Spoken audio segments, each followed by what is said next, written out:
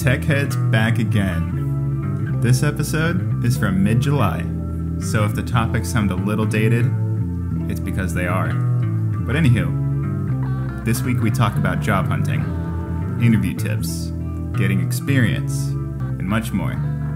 We also touch on the Olympics, soccer, virtual reality news, and the importance of good lighting. This is Tech Heads.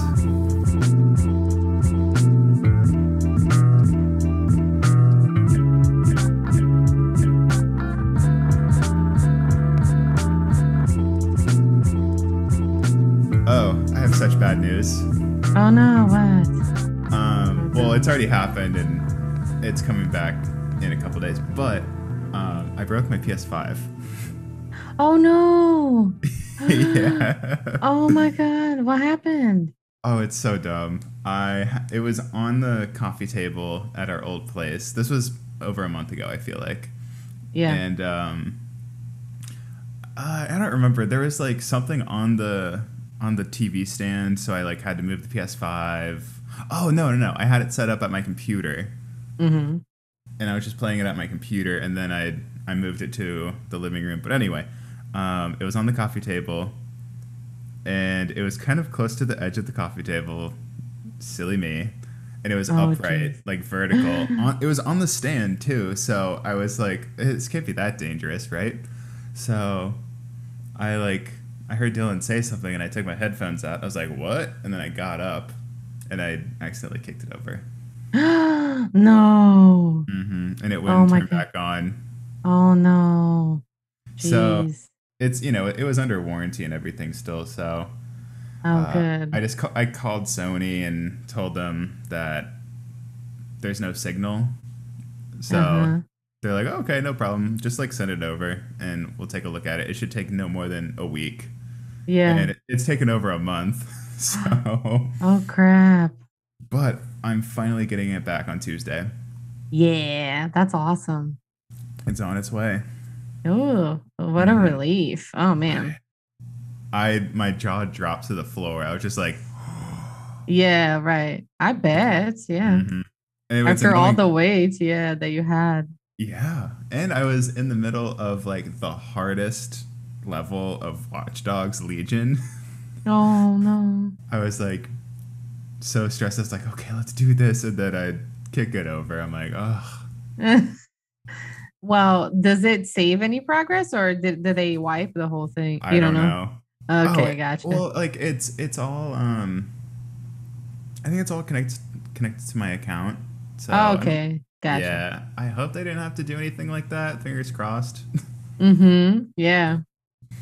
Yeah, so that happened.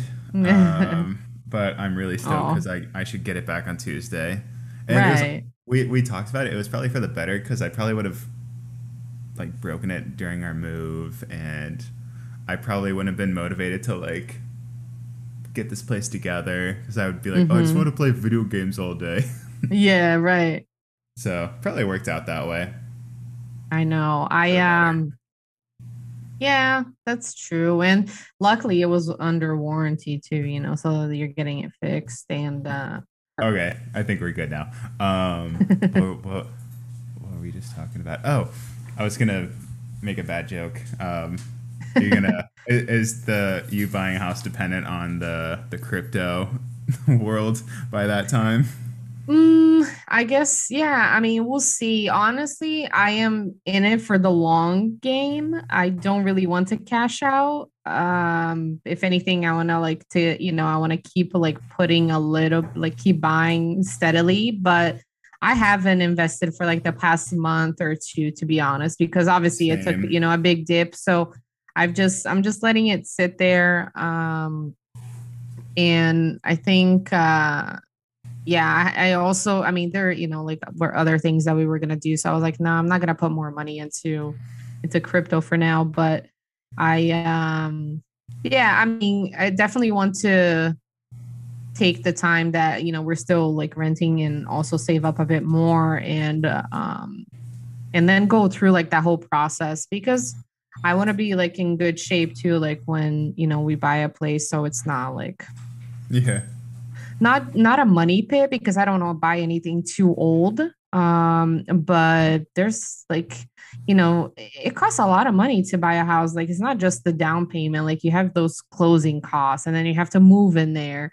And like it's different than renting. So I want to Yeah. make sure that like we're in a good position to buy a place. That doesn't have to be like the house that we'll be in for a long, long time. But it's I feel like I want to stop paying rent and just pay like buy a house so I have some equity in it because it's good owning property, like I can rent it in the future if I decide to move. I definitely don't want to like unload it. I don't want to sell it unless it's really like absolutely necessary for whatever Yeah, reason. sure. So, Yeah. how about you guys? With the house? Yeah, have you thought about it? Oh Or yeah. Oh my gosh, yeah, for sure. It's just like I don't have $1 million lying around right now. I wasn't sure like if Portland was like Seattle, but um I know that like here in Orlando, I think like a 3 bedroom, 2 bath house in like a good neighborhood, like I don't know, over 2,000 square feet or something like that. It's like insanely expensive, like between $300,000 and $400,000, which is a lot of money, for For Florida. Orlando. Yeah, Yeah, right. definitely. So, yeah, but I don't know. I guess I don't need that much room, but it'll Yeah. be nice to have like, a master, then like an office area and like a guest bedroom or something like that. Hmm. Um, yeah, I don't Yeah, know. there's a I like the most attainable thing right now would be like to buy a condo here. But Oh, like really? Mm-hmm. which I'm not even there's no way I'm doing that. But Mm-hmm. because I'm definitely gonna buy a house eventually. But yeah, the I think I saw the other day there's a condo. It's not even a condo. It's like a studio, Mm-hmm. and it's like 250, I think 250,000. But Wow. it's like 500 square feet. You're kidding. No, Oh it's my like God. I didn't save it, but yeah, it was like 225 or 250,000 for a studio. That is crazy. Mm-hmm. Like Oh, that's like to put in perspective. It's like, whoa, this is right. nuts. Oh my Like a gosh. modest house and on just some road here is like upwards of $1 million for sure. Oh my gosh. In really good condition, but like also not extravagant and big. Yeah. Oh Like a million crap. dollars for real. That's insane. Yeah, so we'll see. Yeah, I'm complaining, but it's definitely like luckily so far it's not gotten that bad here. It's just like competitive, but Hmm. it's all about location. Like if you move farther out of, the like Orlando itself, then you can probably still find homes, but they're getting smaller and smaller and more expensive. So, Hmm. it's like yeah, it's like a 3 bedroom, 2 bath, but it's like the bedrooms are all tiny and Yeah. you barely have like you have like a garage for one car or something crazy, or it's like a townhouse, so like you have an attached wall to your neighbor. And yeah, so it's just like Yeah. we live in a different reality than people did like 30 years ago, that like for a 400,000 like here in Orlando you probably could buy a mansion. Oh, there's been times where I look at Zillow in like Orlando or Ormond Beach. I'm like, God damn, I could buy a nice ass house right now.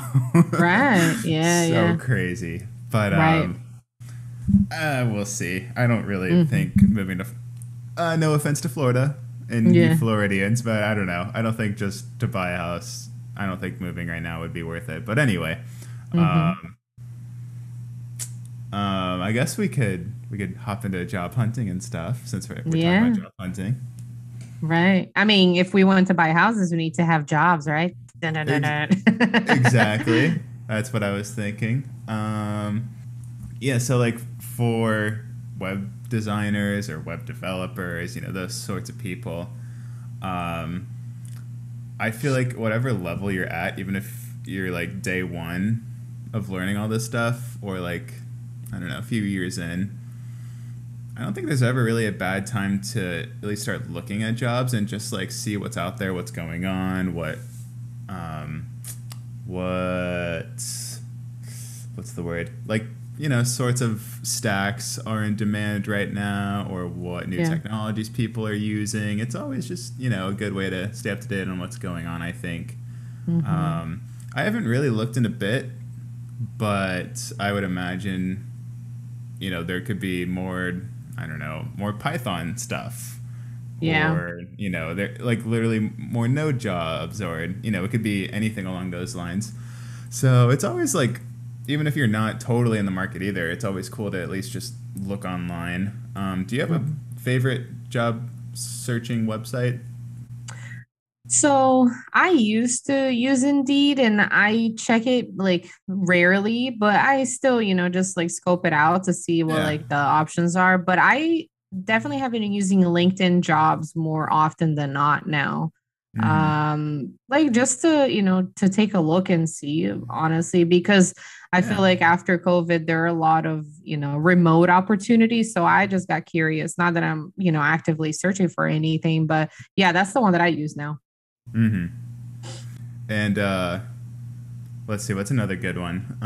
Yeah, a LinkedIn job site, or whatever they call it, LinkedIn. Right, just LinkedIn. Yeah. Um, just LinkedIn. Yeah, I like that one a lot for looking at jobs. I haven't done it in a while, but yeah, like I said, it is a good idea, and I should get back into the habit of it. Not even just for looking for a new job, because I'm stoked on my job right now, Yeah. but just like I said, keeping up to date and seeing what's going on. Hmm. I think one thing, if you are pretty fresh as far as a developer goes, I think it is a good idea to, at this point, know what your strengths are and start, maybe applying to just about everything you see if you're pretty desperate for a job. But if you like aren't really too much in a, I don't know, in like a situation where like you need to find a job now and you're kind of chilling at the moment, Hmm. like apply to things that you're strong in. Like if you're more of a front end guy or gal, Yeah. apply to the things that say like entry level front end developer and has like HTML, CSS, JavaScript stuff. But if you're more of a back end person, if you see the Node.js or PHP or SQL, Hmm. go for those. But yeah, if I don't know, if you are in a pinch and you do need to get a job pretty soon, I don't think there's too much wrong with just like kind of spam applying in a way, just because it is a numbers game at the end of the day, and you gotta Yeah. just like you gotta do what you gotta do. Right. What do you think about that? I don't know. Some people teeter Yeah, totter. I think that close like when you're trying to break into the industry, for instance, it really is a numbers game because you don't have that much experience and you're really just trying to like put yourself out there. But to a degree, I still recommend like customizing or like tailoring your resume to that specific application, so it's not like you're using the same resume for like 500 applications and just trying to get something back. I mean, at that point, hopefully you do get some emails, some phone screens, like interviews or whatever, or you might like even end up with a job offer. Mm, But yeah, I think like as a junior or entry level, then it's definitely like that. But as you advance like in your career, I think that it is, I mean, hopefully, at that point, it's easier to get some kind of like recognition or work with a recruiter, that is going to be mm, doing the legwork for you. Because you already have like, I don't know, 10, 15, 20 years of experience. So at that point, obviously, you're going to be looking at like director roles or, senior roles and things like that. So like you're going to have someone do the the legwork for you. You're just going to show up for the interviews really, but hopefully it won't take you like 100 applications even if you're looking for senior roles. But yeah, I mm, think in the beginning it like cast a wide net by all means, like Indeed, LinkedIn, mm-hmm. Reddit. I don't know, I've heard of people that have gotten like entry level web dev roles through Craigslist. I don't know, like, Whoa. yeah, ZipRecruiter. I mean, you can definitely find stuff out there. It's like when you're trying to get some legitimacy, then why not? As Hmm. long as it is legitimate, that's the thing. You got to be careful Right. too. Um, Another thing that I think is pretty smart to do. I wasn't too good at it at first, but I think it's pretty smart to have like an Excel sheet of some kind and just like Hmm. keep record of everything you're applying to. Because if you're just like going off of your email inbox, that can Yeah. get kind of messy. Because I don't know, I've been in a situation or two where I don't know, like someone from the company just like calls me, and I don't know, maybe I wasn't ready at the moment because I forgot that the phone screen was happening or whatever, Right. and they're like, "Oh, did you check out our site or did you see the thing that I emailed you?" And like, I'm like, "Oh yeah, for sure." As I'm like just going through my inbox looking for it. So like if you keep a file handy Yeah. and it's nice and organized and you like you have the company name, person's email, any Hmm. relevant links. Right. The title of the job for sure is important because like Yeah. I've also been in an awkward situation where they're like, "Oh, do you know what position you applied for?" I'm like, the developer role. I don't know." They're like, "Oh, Right. you have so many. Like, do you? I'm sure you remember which one you applied for, right?" And they're like, "Oh, I don't know." Yeah. Yeah. Right. So I think it's a good idea. What do you think? Yeah, no, I was totally agree. I had that in my notes too, like keeping a log of all the openings and applications. So, you can have like an Excel sheet or a Google sheet. And like you said, just track all of that to also see like how you're doing over time, especially if you're like very committed to it, like you're applying to new jobs every day, or like every week. So you kind of like try to like see what, like if you do get some feedback, from the ones from some of the ones that you applied, like why did you get feedback from those? Is it because you asked, or is it because like you use a different Yeah. or is it because you used like a different resume template, so like so you can kind of try to become more effective with your time, True. so I think it helps. I'm pretty sure that that's what I've done in the past too. Like you can't just trust on emails because it will get buried. And some companies take forever too. Like I've applied for jobs and then I got, oh, this position has been closed to like 3 or 4 months later. I was like, I didn't even remember I applied for this. Right. But yeah, it's definitely good to have like a paper trail of, I don't know, of sorts, just so you Definitely. can use it as a reference, Yeah. and then you never know, like you might also like have a contact at a company, like a recruiter name or like an email or something. And if it doesn't work out the first time, you never know. If you apply again in the future, you could go back to that and be like, oh, remember when I applied back then? Hmm. You were like, you helped me out and this and that. So I don't know. I think that's kind of good. Yeah. And another thing too, it's handy with um let's say you like I don't know, some companies they like to do like 6, 7, 8 rounds. Yeah. And you're in your seventh or eighth round and they're like, "Oh, like who did you talk to last round?" And you don't like remember. You're like, "Oh shit, I don't know what to do." Right. Um, so I don't know. The Excel file might be good for noting that too Yeah. for all the people who interviewed you, because sometimes it's like 3 or 4 people per round. You Right. never know. Yeah. Um, so that's another Absolutely. good thing it's good for. One thing you mentioned earlier, Anna, was something about experience, Mm-hmm. and there is that funny. No, it's not funny if you're like looking for a job right now. I'm sorry because it hurts your soul, but Yeah. there is that thing that you'll see all the time for entry level jobs, which is like, oh, experience required, but like it's an entry level job. Like, how am I supposed to get experience if I, you know, have never? Mm-hmm. I don't know. It's just like it's a whole like catch 22, Yeah. and I do have like some advice on that. So for what, Same. yeah. So what I did was I don't know. I was a little lucky because I knew people who worked at marketing agencies, and like I knew somebody who owned a real estate company, and I knew a lawyer who needed a site. So like I just offered my services to them, and Hmm. got paid under the table, and just I was gonna do it for free.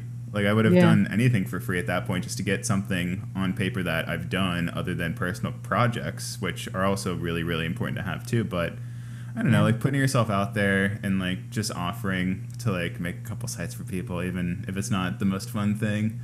Um, it's work experience, and it's something you can put on your resume, and Yeah. more references that are professional, not just, your uncle who you volunteered for Yes. one summer. Right, exactly. Yeah, no, I think it's really important like in the beginning, to be as active and have like proof of the work that you've done when you're trying to break into, like your first role, like your first legit, junior developer role because there it's I mean, I think that like the company hopefully, if it's a good company, they'll see it as an investment because they'll be like, oh, this is a new person, we can teach them like however it is that we do the work here, it's an investment for the company. Like we're betting on the future of the company, like of our engineering team. But you also have to, I think that, they also probably consider as a risk, because it is someone who's brand new, that will rely on a lot of mentorship, a lot of like time to understand like the company, stack and like the ins and outs of how everything is done. So yeah, it just takes patience, but I'm sure that, like a good company, if they hire a junior developer, they know that that's to be expected. But Yeah. um like you said, when you see the whole issue with like the cycle, getting stuck in that cycle of oh, I have no experience, but I can't get any experience because no jobs like no companies will hire me because I don't have experience. So it's like I would say go for it. If you're an entry level, developer, then by all means use your creativity to find those roles that have entry level, junior, beginner, some kind of like keyword combination of sorts, so you can find those roles, but also even try like if you have experience with Node, for instance, and HTML, CSS, JavaScript, and you find a role that says looking for like mid-level, even if it is like 2 to 4 years of experience, still apply, because just by getting Hmm. that call back or some kind of feedback on your experience, like your portfolio, your GitHub account, it's pretty, it's very valuable, and you might be making like a good connection with like a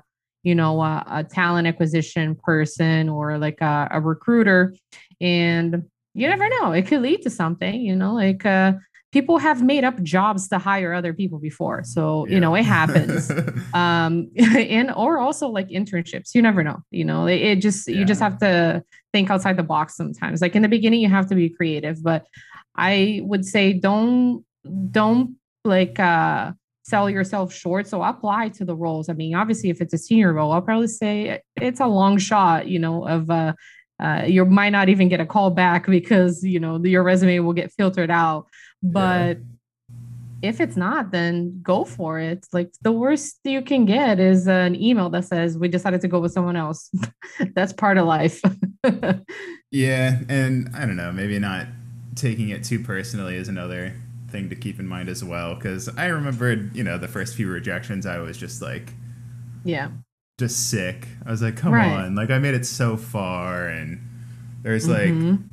I don't know, like I'm not a bad person. You can train me on the job if it's too hard. I don't know, just like I would just be so defeated and like, what's the point? I'm not gonna apply to any more today. But Right. it is important just to be like, all right, that happened. What did I do wrong? Okay, cool. Got it. Mm-hmm. Move along. I don't know. Right. Because it is one thing to like just move on, but like it's also important to see like, if you can reflect on that and maybe figure out what may have helped steer them in the direction of somebody else versus choosing you. So, Yep. with that though, there are other ways besides just online Yep. applications and jobs and stuff, because you can also just go the route of, joining your local web developer community, because every, Yep. mid-sized to high Hmm. size, high sized, big city, Right. high sized. Anyway, most cities have some sort of community, and if they don't, you can at least, if you're crazy, you can get one started, because I'm sure they're there, but nobody's just made the initiative to just start anything. But Hmm. most cities have meetups. They have like Slack channels, like ODevs. I remember was cool. Portland has a Hmm. couple. There's also like there's got to be events near you. Just go to a talk, Yeah. watch somebody talk about something, or try to like do one yourself. Even if you don't like really know too much about something, maybe choose something that interests you a lot and Yep. study the crap out of it and use it for a bit, and then be like at the point where you can talk about it to people, and Hmm. that'll look amazing on paper if you've done like a talk. Yeah. Absolutely. I've always wanted to Yeah. do one, but then I decided podcasting would be easier because I can just I don't have to see people, and I can edit the things I say out. Yeah, right. No, I think yeah, I definitely had that on my list as well because I remember like I think right after I during the boot camp, I started hearing about meetups and like these groups around town and during it I think that like my schedule was pretty, pretty full. I couldn't ever like find a day or like a time to go. But after I wrapped up with the boot camp, I started attending the meetings, which were like monthly. And it was very fun because I met quite a few people through them. And, like they always started like the meetings with, oh, are there companies here hiring? Are there people here looking for jobs? So, it's like, super chill, a good social event, like Yeah.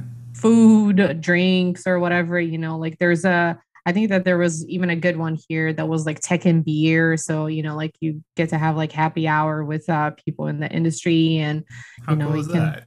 right, exactly, exchange Yeah. context. And I mean, I think that like the social element is very important for, for jobs, honestly. Like I think yeah, this current job where I'm at, it was definitely through a reference, that I've secured it. But Yeah. before that, some were because I applied online. But I feel like, the more people that are kind of like working in the same realm as you, then the more like of a, like a leg start you have over other candidates because maybe if it's not like a direct reference, like maybe it's someone that knows someone else that could like hmm help you out like with your application at a company or whatever. So you'll be surprised, but like the world is pretty small. Like, there's always someone who knows someone else, and then Yeah. it comes back to you. So you have to use that for like your advantage. But yeah, like you said, social events, you really can't like it's super underestimated. Like I mean, the opportunities that could come from that are unlike, another connection that you're gonna or like a cold email, cold call or whatever that, you would do from like the convenience of your home. So you kind of, if you're an introvert, I get it, but you kind of have to step out of your comfort zone if you want that first Yeah. job. Well, So I think it's so funny and a little hypocritical because like we both went to the same meetup and we didn't speak to each other because I know I that's think so true. it's so funny. I mean, you can't talk to everybody, but like I didn't talk. Right. I talked to maybe one person, and I was like, okay, that's enough for the day. I can't do this. Yeah, I'll right. just watch the presentation. But Yeah, yeah, no, exactly like you said. I think at that time I was also like pretty interested in the speaker and the topic. So I was like, I'm not really here to like, chit chat. I kind of like want to right. walk away with something. So Yeah, no there will be doubt. those. Yeah, and I mean, just like a few weeks ago, somebody reached out to me on either the Portland Slack or ODEB Slack, Hmm. and I don't know. They like heard from somebody that I got hired, or I don't know. Maybe they maybe they listen to the pod. I don't know. But Right. anyway, yeah, somebody like PM'd me and they're like, "Hey, like I was wondering if your company had any roles." I was like, "Oh my God, let me send you the link. Let me refer you if you see anything." And Hmm. like that'd be awesome. And like it was only because of Slack that I was able to refer somebody. I think it's Yeah. just so cool that Yeah. because it is like it is a big world like you said, but the developer world is like it does feel really small at times because like we're Right. all kind of in the same sort of like mindset, and we can all Hmm. just like talk about it even if we're in completely different roles. We can all like just like hear their stories on how they got into it and where they're working, if their company's hiring, everything like that. So Right. it is important to at least virtually get involved, follow a couple of Uh-huh. our Twitter accounts, see what's going on. That's something I recommend, and I think will do you more good than anything. Yeah, and I think it's also nice to like pay it forward, because Hmm. the community is pretty cool in the sense where you will definitely meet more nice people than assholes. And that's because everyone started somewhere, like even the best, like the directors, the senior developers, like the like CTOs, like they all started somewhere. So I'm pretty sure that like if you're humble and you ask for like an opportunity, to the right person at the right time, it can pan out. And it's nice that I've seen like at least from like the local communities here, they are very friendly. They'll give you, advice on your resume, or Hmm. like if you're going through like in the interview process and you kind of want to like prepare, they'll give you like tips on that. And yeah, and like you said, there are a lot of people sharing about companies that are hiring, or if they're hiring people themselves, or like contracts and all that stuff. So it's very nice that like everyone is very friendly. And so yeah, take advantage of that, be friendly to them. And then Hmm. eventually when you can do the same for someone else, why not? Yeah, sometimes HR people will be in Slack too, and they're like, everybody like reply with your resumes. Let me roast them. I've seen that a Yeah. couple of times, and that's really cool feedback from like a Mm-hmm. person in HR. Yeah. Um, or they'll say like, "Oh, everybody share your portfolio sites in this channel," and Right. somebody will probably sift through them soon if Mm-hmm. more hiring managers join the Slack or whatever. So I think that's really cool. Yeah. Um, as far as resumes go, do you have any big tips or points or anything? I don't think they're really Um, much different than normal resumes, but one thing I did learn somewhat recently was the idea of like hyperlinking projects in the resume directly so that people, because yeah. probably looking at it online anyway, they can just click on them and look at the projects. And I think like in the Uh-huh. developer world, that's like more common to, Mm-hmm. link something versus Yeah. like if you're, I don't know, a plumber or something, you're not going to have links on your resume. So Right. I don't know. If you haven't thought about that as far as building your resume, that's the one thing that I would recommend because other than that, they're basically the same. But yeah, like link your projects, link Mm-hmm. your portfolio site if you have one, which you should because that's important. Yeah, stuff like that. Yeah, absolutely. I think yeah, that's something that I've been using for a little while, and it helps a ton, because you just want to make it easy for the person that gets that and reviews it so they can like take a look at your LinkedIn profile, like your portfolio Hmm. page, your email even just to shoot you an email if they're interested, they can find it quickly, and also like your Yeah, project links and because they're not going to also search for it. right. Yeah. Also, like I think a big thing that I've heard from a few people and I've been using myself, always submit a PDF. Never use docx or doc or any other kind of like file extension or format. Always go with a PDF. And but Oh, yeah, really? like make it time. Yeah, I've heard that from a couple of people that have worked in HR, like use PDF, don't use doc. because the formatting, I guess, based on like the version of Word that you have, I think like when they open, like the person, the recipient opens it, it might look different than what you like thought that it looked like. So PDF is essentially, it's kind of like an image, of the document. So like if you build it, by all means, like create the document as a docx or whatever, but then export it as a PDF and then submit the PDF version of it. That's definitely what I've done. Like every single time I change my resume, I have the docx Oh, version and then the exported PDF that I actually use to apply. yeah. Okay. Because I always had the docx and the PDF for all my resumes, but Yeah. I feel like I would just like not even care. I would go for the docx or PDF, whichever one is like the most recent or whatever. I don't think I Right. ever. I don't know. I always thought the PDF was just like more like it would accept it more because sometimes I think there would be errors depending on the format or whatever. Yeah. So always do PDF.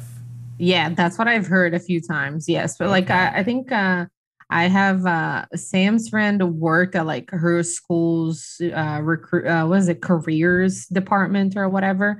And just Yeah. like always, by all means, always use PDF. And I Oh, think I okay. heard that from our recruiter too, or from like tips and tricks to like job hunting and applying online as well. Yeah. I think it's definitely like a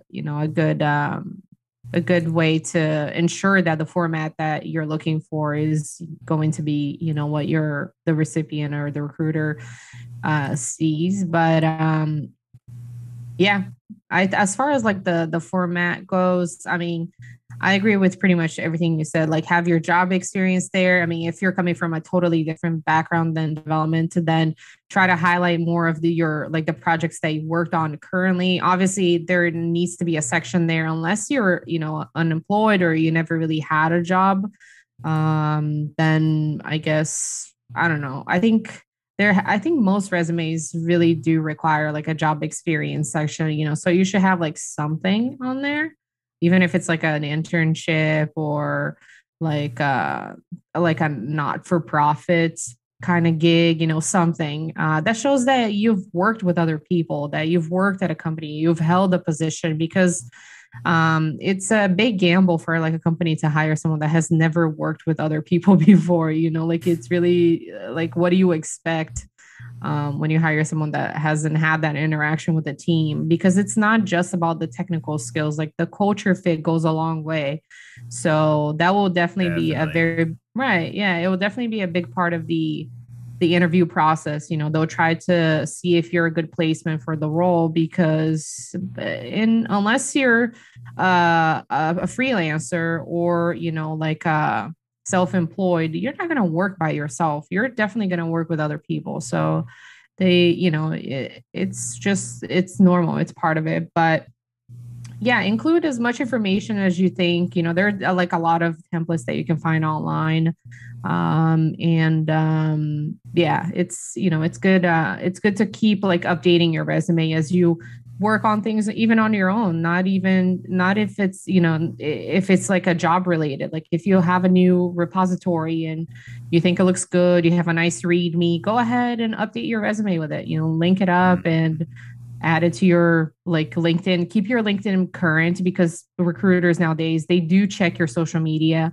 And I guess that is tied into like your other social media accounts, right? Like if you have anything that you think would raise an eyebrow, go ahead and remove it, like from your Facebook, Twitter, or Instagram. If you're not sure that, it's the like, if you're not sure if a company would be okay with their employee having something like that up, then you should probably delete it. If it's too political, for instance, or I don't know, too controversial, remove it. Like if it will Hmm. cost you a job, I don't think it's worth it.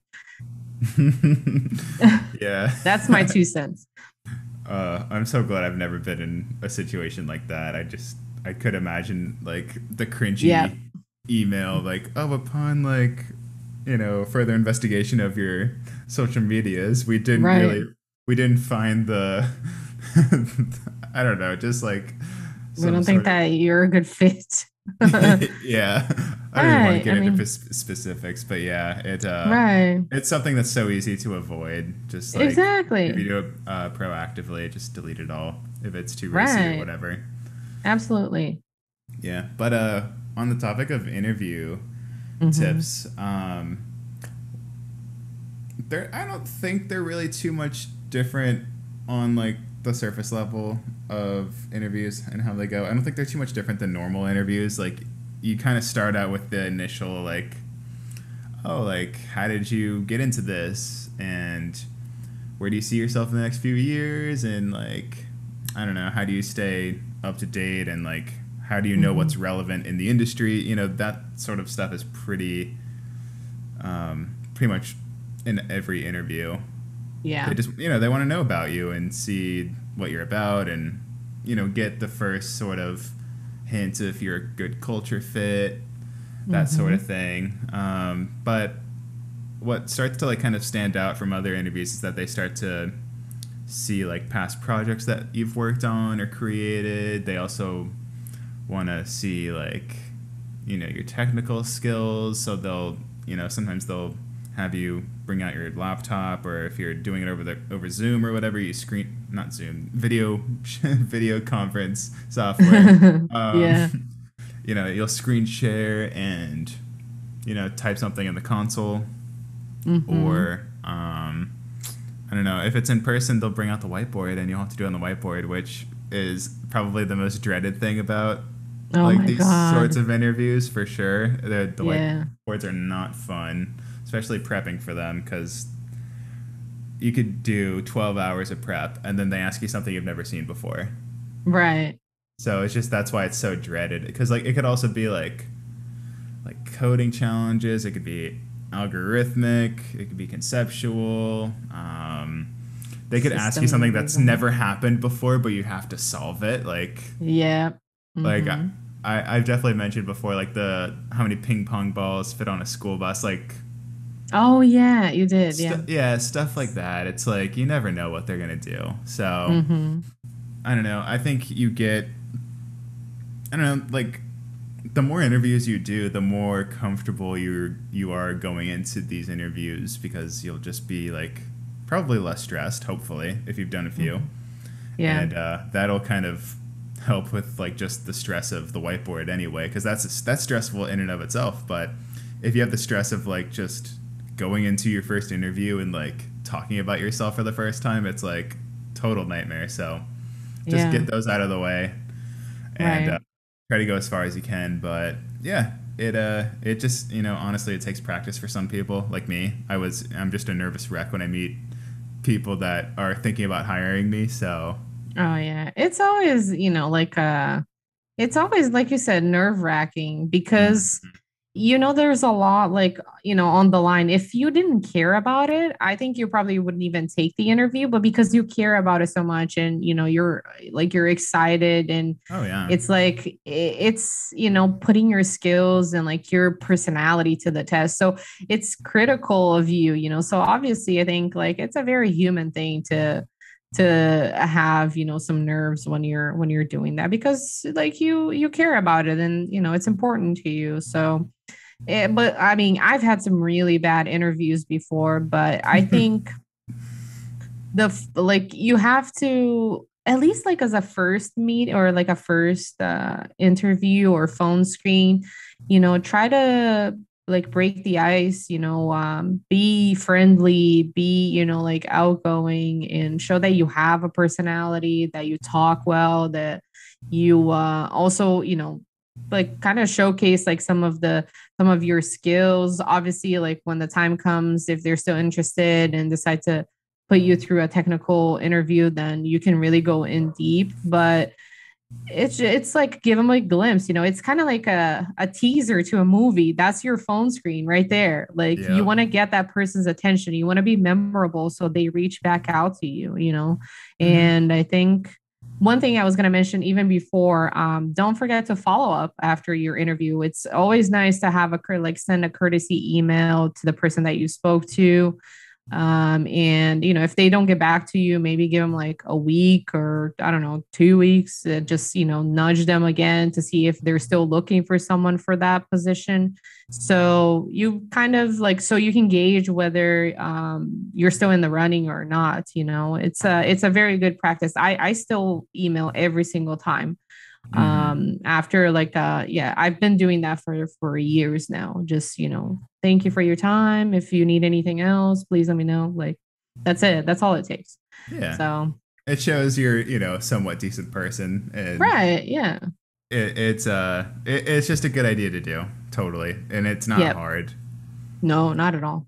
Yeah. On the topic of interviews, though, Mhm. did you have any example interview questions?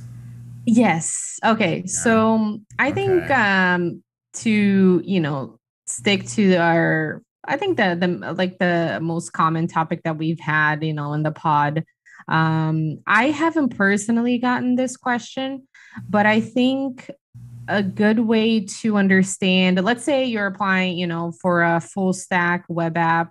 They haven't really given that much information about the job description, and you want to find out what stack they use, and then instead of an answer, they come back to you and they say, what is your like what's your choice of web framework or stack, Mm, and what experience do you have with it?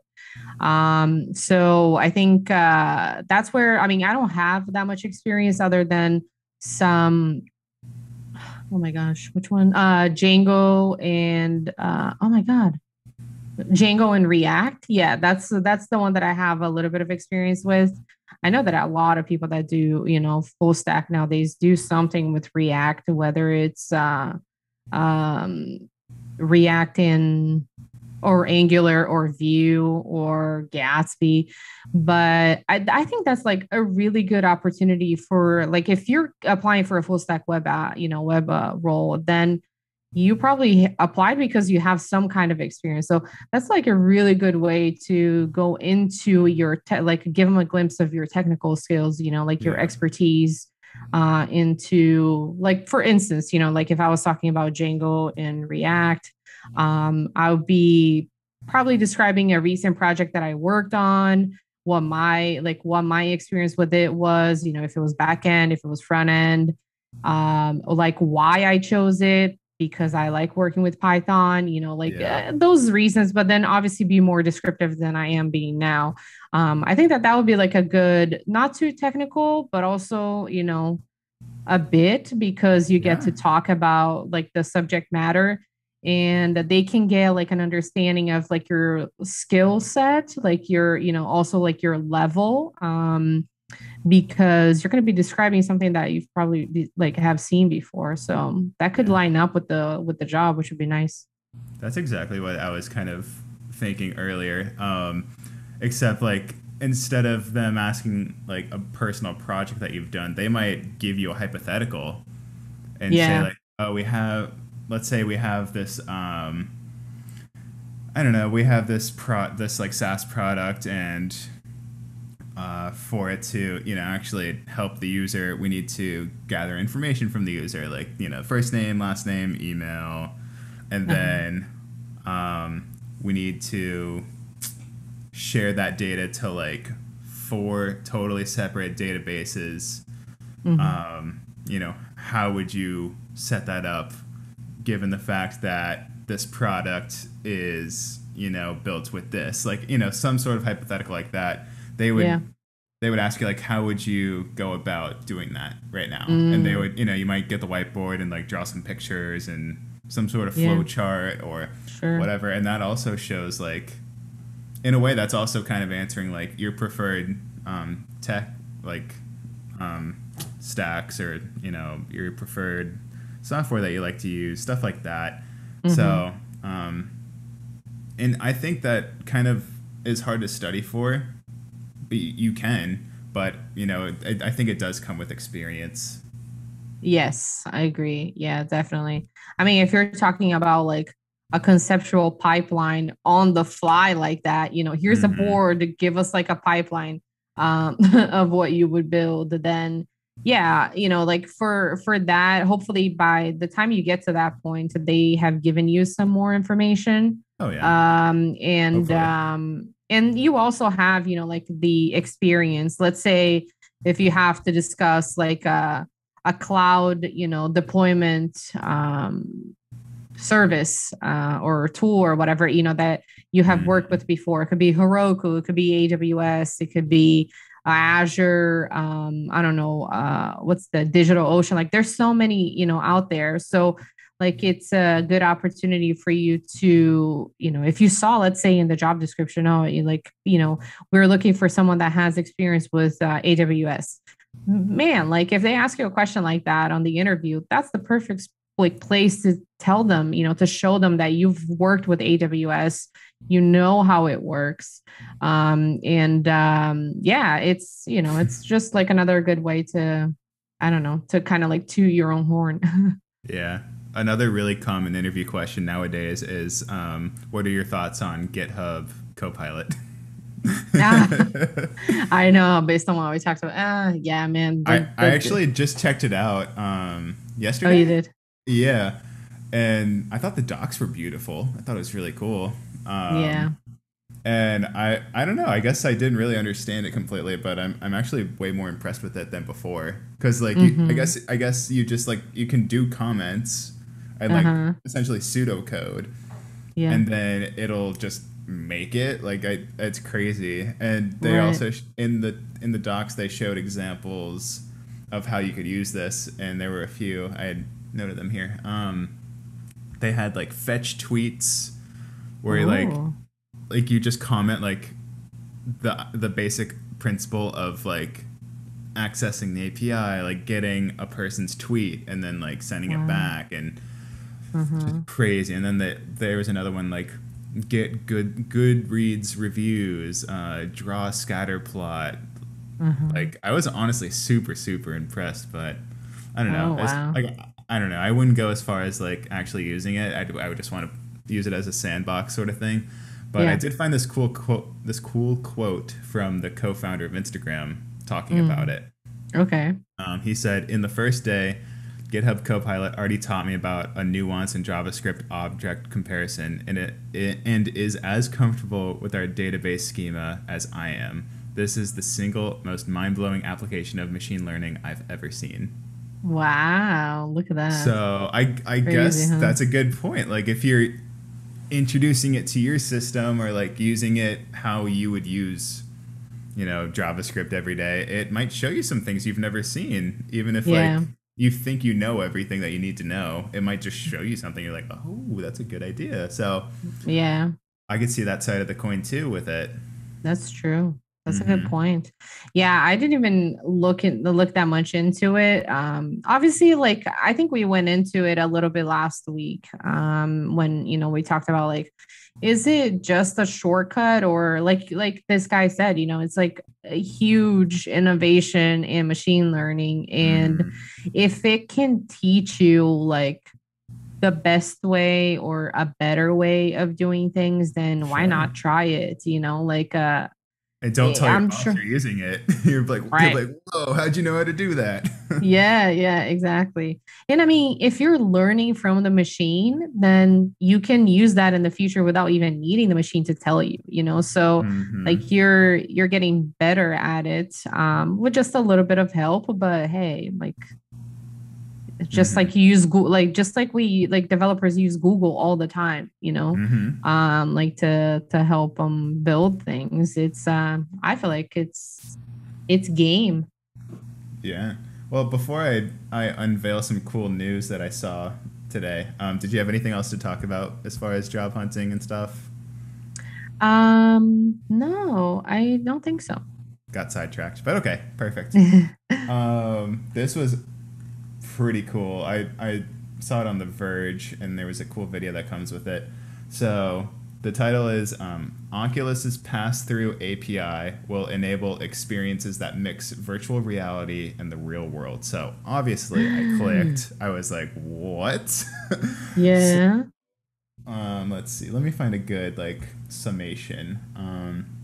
So Facebook announced a new API that will let developers incorporate video from the Quest 2's sensors into their games and applications, creating a mixed reality experience. So Wow. there's cameras, I guess, on the outside of the Quest 2, so that Uh-huh. like if you were wearing the headset, I guess you could like see what's going on outside if you turn the cameras on or something. I don't know. I don't Mhm. have like a VR thing. Actually, let me share my screen with you so you can. So this is like kind of an example of what's going on. So this person is like in their living room probably, Uh-huh. but you can like make it look like you're in some office and like with other Wow. people and integrate video conferencing software or That's so cool. yeah, and like these people are like probably real people, but they're just like I don't know, they just created some avatar person to Yeah. represent them at this meeting. Right. You could there was another cool thing like so like since it's this API, any Mm-hmm. game developer can utilize this. Anybody making I don't know some like cool work at home environment app can use it. Mm-hmm. It's just crazy. So you can make a Portal esque puzzle game that you can play in your own house Wow. and like maybe see what your walls would look like with a certain color of paint. Oh, nice. Because you know how Amazon already has those the feature where they're like, oh, check this out in your house. So like you point it to like the floor and it will place like a chair on there so you can kind of see what it would look like. Exactly. Yeah, yeah. That's really cool. Check this out though. So this girl is in her kitchen Mm-hmm. at the kitchen table, but like she has a headset on and she's literally like using a computer that's not even there. Wow. Like she's just working, and Uh-huh. her roommate's like bitch, like get out of the kitchen. So she goes to Ah, the garage, and now she's still working, but she's uh-huh. at some standing desk thing, Yeah. and she can use Teams and a keyboard and like I mean this is Oh, obviously like wow. conceptual. Like I don't know when we're gonna achieve this, but I know that there's some big Yeah. happening later 2021 for sure. But it made it look like she's in like the Grand Canyon working Right. her regular desk job. Like that's so Right. cool. Can you imagine? That's so awesome. No way. And Ready Player One vibes. that's exactly what I thought. Yep. It's just nuts. And there she goes. Her roommate said, "I'm sorry, bestie. Come on, I made you lunch." So she goes in her room to deploy her work, and she sits Yeah. down and she's gonna go eat some ravioli. Hey, that's awesome. I couldn't even. I kind of compared it to nobody in particular, just myself. I compared it to um, the ability for game developers to code in like different sensations in the PS5 remote. Uh-huh. Just like unlocking another sensory sort of thing that developers can access and like give users a crazier experience than they even had before. Like not Yeah. just like sight and sound. Now you can like have like this tactile element to everything, which is just Mm-hmm. awesome. And oh, this Oh, is that's the pretty corner cool. light. By the way, I'm gonna link it below.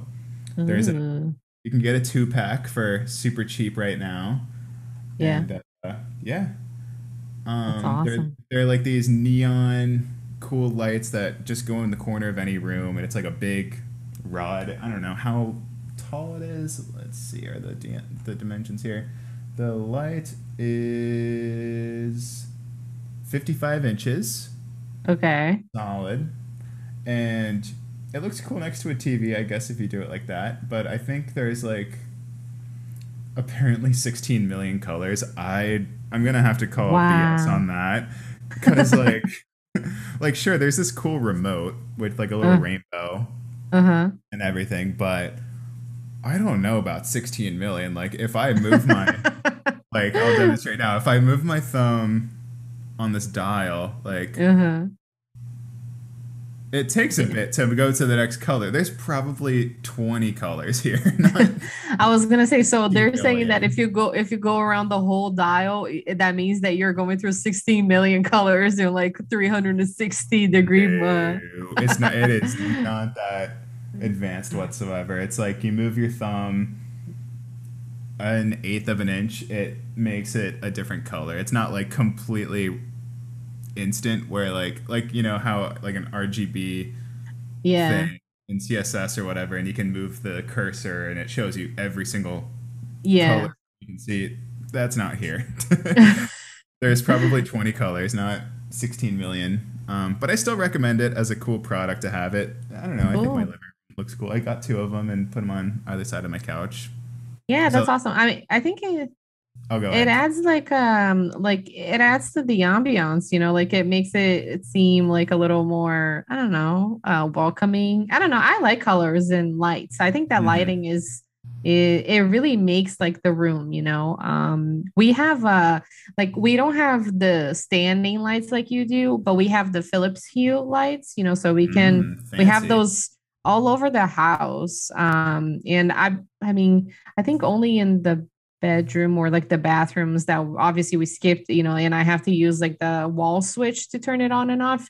Hmm. Everywhere else, I use my phone, like the app on the phone, to be able to like program what time I want my lights to come on or like the color. Hmm. Yeah, it's really cool. And you can, change the color. So like depending on if we're watching a movie, sometimes we'll like put it like a, I don't know, we'll dim it to like, I don't know, regular, white light, but kind See, of like, I wish that could do that. Like, it's only rainbow colors, and there's like one cool orange that looks like a normal light almost, but oh, it's gotcha. only like colorful colors. I do wish I could do like just a normal light sometimes, because Yeah. I don't know, it's kind of dark in here sometimes, Mm-hmm. so I have to like move lamps around and whatever. We're still figuring it out though. Right. Yeah, it's yeah, that's really cool. I Yeah. have one thing to recommend that I got actually today. It's not groundbreaking by any means. Yours is definitely cooler. But I got an Apple TV Oh, just today. nice. Yeah, the 4K, I think it's like the latest one they came out with Mm-hmm. because in the living room I have a Samsung TV, so it has Samsung OS, with all the apps and stuff like that. But I've noticed how it can be like laggy at Sure. times. So I was like, my sister and her boyfriend, they have an Apple TV. So I was asking them, to see Yeah. if it was worth it.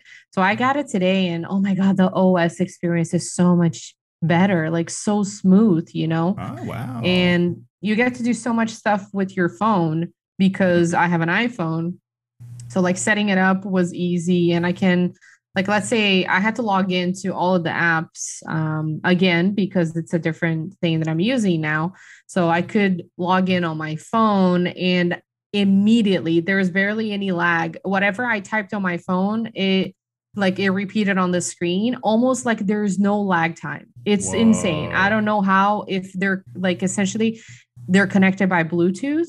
So I was expecting like a little, like a split second, but not even. Like I bet it's it's crazy Wi-Fi, fast. Oh yeah, it could be. I think like a that, yeah, maybe that's Sonos. what. Oh, Yeah, okay. Yeah.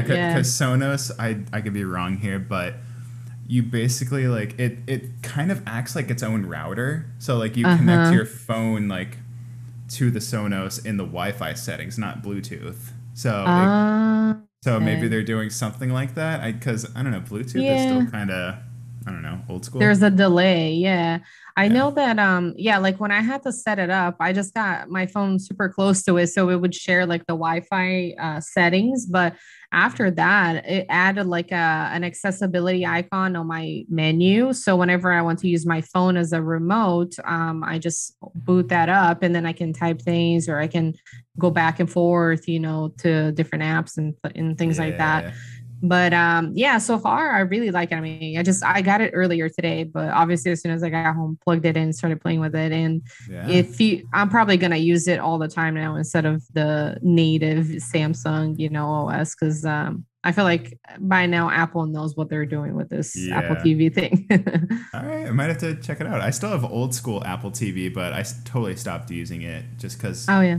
um, the native one on the TV just is okay Hmm. and it works. Yeah. But yeah, Apple TV could be nice. I also I don't know, the PS5 system for like streaming and Um, everything is really nice too. yeah. And there's like a motion thing, so like you don't have to toggle each letter with the toggle stick. You can use like the sensor and just like lift the remote up and almost like a Wii Oh, cool. and select the Okay. button the select the letters that way. But Yeah. I don't know. Like maybe we'll look into getting the new Apple TV if it's because I don't know. At the time, I thought it was cool because you could AirPlay, but after a while, I was like, okay, this is getting ugly. TV Yeah. devices are better than Apple TV now, but since I heard they did really well with the new Apple TV, might have to look into it. Yeah, yeah. I think yeah, we'll stick to it and see how, it does over like the next week or so. But we're probably gonna keep it. Especially because we have like, Apple devices. So I feel like it's just like an extension. So we're kind of like building a little ecosystem, so I don't know, everything communicates a bit better. Hmm. Apple is expensive, but when it's so like convenient, it's kind of nice to have like something else that is gonna pair up nicely to your other things that you already have. So yeah, I think by the end of the year, I'm definitely gonna be getting an M1 MacBook if they do release the new one by the end of the year. Ooh. Yeah, I can't wait. I'm running out of memory on this computer. Oh well, actually, going back to the Apple TV. So did you get Apple Plus with it?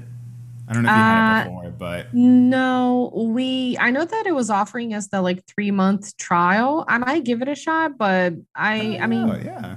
yeah, I should. I know that there was like an Apple show that I wanted to check out, but I haven't had an Apple Plus account, or is that what it's Hmm. called? Apple Plus? Yeah. I'm such a I don't grandpa. I don't really know, but I don't know either. I got it for free just because I got my phone, so I have it for a Oh, okay. year. Yeah, Nice. and that's how I started watching Ted Lasso, and Oh, okay, yeah. that's got to be if you do get it, that's a show you got to check out. It's so Cool. good.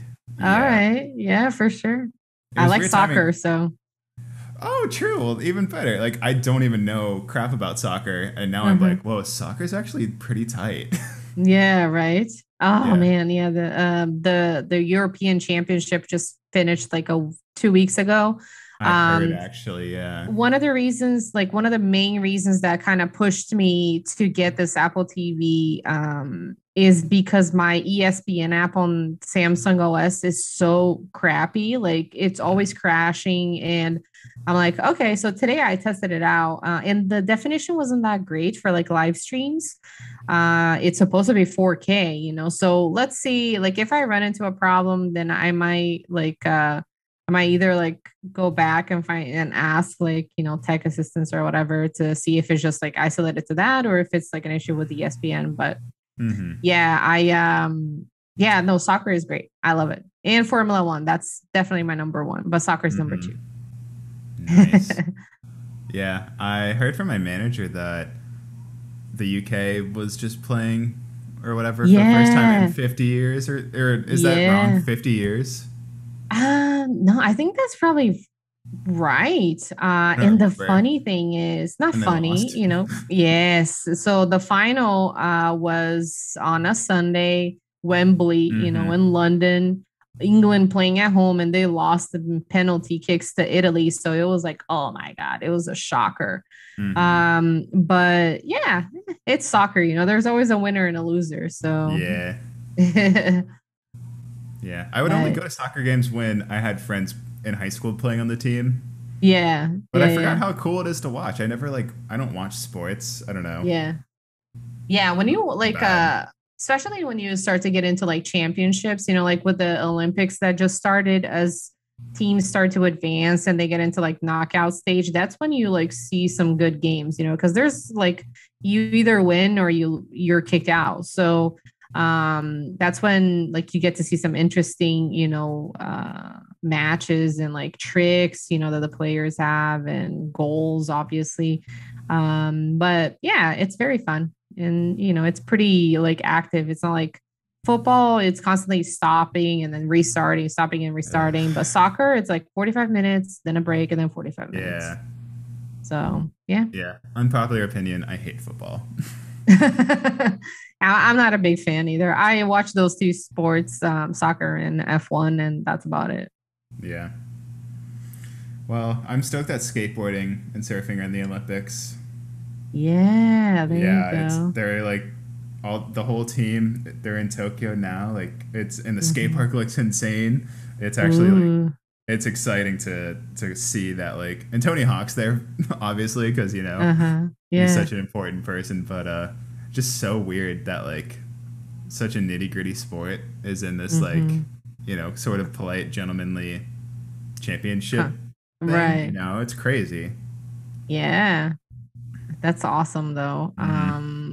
Yeah, I mean it is a sport, like you said. So it's pretty cool that they decided to, make it into like an Olympic sport. Yeah. Everyone shout out to cheerleading. I heard that they're in the Olympics now. I was gonna say, isn't Or cheerleading is it also a next sport now? time? I don't know if they're like Uh-huh. I don't know if it's like happening right now, but I heard that they're officially an Olympic sport, so maybe next time they're gonna be in it. Ah, I don't okay. know. I really have no idea. I just heard that they're official now. Yeah, So shout out cheerleading. Congrats. that's pretty cool. Hmm. That's awesome. I didn't know that. I mean, like fucking like throwing a metal ball into the air is an Olympic sport, but not cheerleading.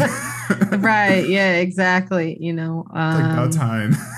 Yeah, I mean, I even the one in the Winter Olympics, what is that one called? The with the you slide the block thing Curling. on curling. Yeah, right. Mhm. It's I'm not gonna say it's not physical. I probably, Careful be now. like, yeah, right. I I love watching curling, but I think that in terms of like risk and like, like physical ability or like strength, like I mean, cheerleading has to be more than curling. I don't know about that. Curling is pretty intense.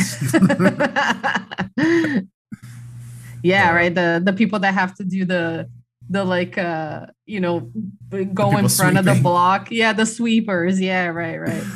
I don't know if uh, that's even what it's called, but oh, I mean, even the guy who has to who slides behind and just yeah.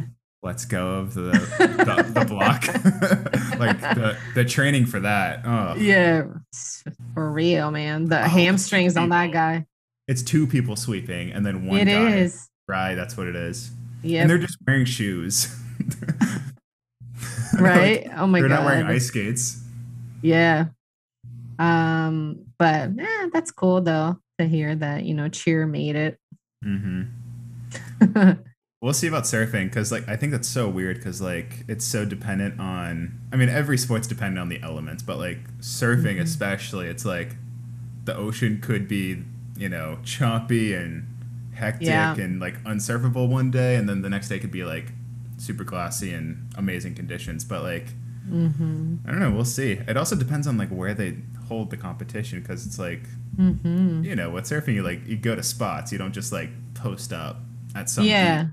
because it Right. works for a crowd. You got to go somewhere where people can surf. So I don't know anything Uh-huh. about which spot in Japan they're surfing, but I do know that Japan has some awesome waves. So I'm Oh, excited to okay. see that. Yeah, definitely. I'm sure that there will be some interesting things for us to, talk about until the end of the tournament. Hmm. Yeah. Yeah, and it's so funny that it's 2020 Olympics, but we're halfway through 2021. I think it's I crazy. know. I'm wondering, because the same thing happened with the soccer championship. It was called the Euro 2020, so because it just got Mm. postponed. So I think there is just going to be like a 3-year gap until the next one. It's still going to take place in 2024, not 25. So yeah, it's wait. Oh no, yeah, that's right. Because the World Cup is already next year. Oh my God, that's crazy. I can't Is that believe every it. 4 years? Yeah. I feel Oh. like I swear, I feel like it just happened like 2 years ago for some reason, but no, it's like yeah, it was in 2018 that France won. Oh my God, that's crazy. I can't believe it. Mm. Goes by so fast. Jeez. So 2022 is the next one? Yeah. Oh, Yeah, it's okay. gonna be in Qatar, in the Middle Ooh, East. So gonna be yeah, we'll hot. see. It is gonna be hot. Both Interesting. sense of the word. Yeah. Right. Might I might be a full soccer head by then. Who knows? Yeah, for sure. You should help me out with that. I kind of want I like for real. I want to like watch a little bit of soccer. Yeah, absolutely. I don't think Is there anything usually going like on? no, right now, I think most of the leagues are on break. It's Mhm. actually like I think it's called silly season in soccer because that's when the players Of transfer. course. Yeah, that's when like all the rumors about people transferring to different clubs, take place. Right. Because the soccer season starts like in the fall, goes until the end of like April or May or something like that. Mm, So yeah, there's like there's a lot of like transfers going on. So I think that in a couple of weeks, people are gonna settle down and start their like, domestic leagues and things like that. And then I'm sure that soon the World Cup qualifiers are gonna start as well, where like mm. the countries start to play against each other to see who's gonna get a spot for the World Cup. And yeah, so it should be, like a busy soccer season for sure. Cool. All right. But I definitely recommend if you want to start watching soccer, a good league to watch is the Champions League. Because Which that's when you is have like not even the highest league, right? it, well, in Europe, yes, because it's like,